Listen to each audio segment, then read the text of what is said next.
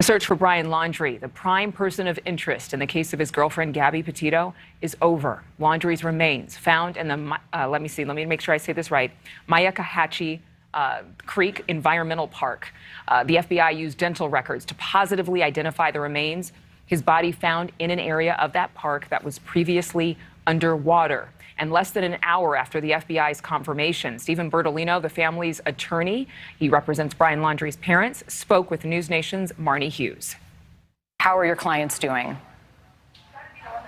I've been using the word distraught for the last couple of days now, and, they're extremely upset.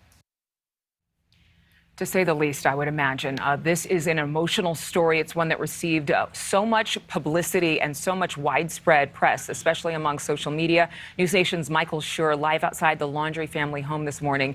Michael, what has it been like over the past 24 hours in Northport, Florida? It's interesting. Good morning to you, Adrian. You get a badge for pronouncing Myakkahatchee Creek. Thank you. Correctly on the first time, yeah. What it's been like, this has been such a long and winding case. There have been so many curveballs, so many mysteries, and then in one fell swoop yesterday, they put a button on it. I was standing here when two police officers showed up in an unmarked vehicle. They walked up to the Laundrie house, which is behind me here, the now familiar home here in Northport, Florida.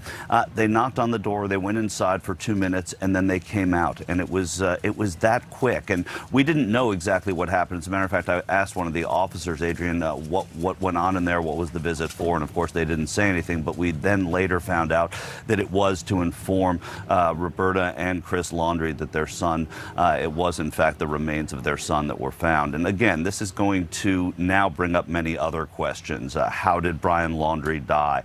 How long had he been out there? What was it like the day before when they went out there? How quickly they found the remains, and why did it take so long?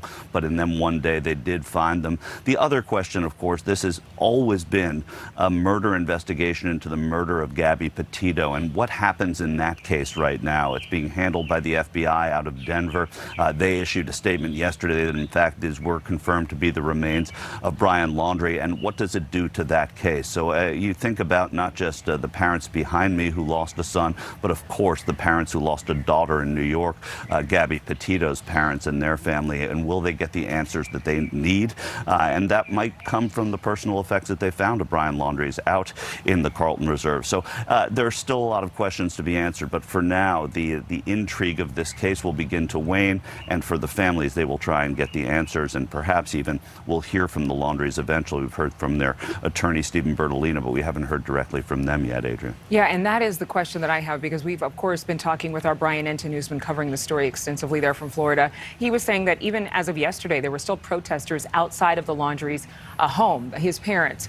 Is that the case this morning? I don't hear them, but have there been people showing up there from what you've seen?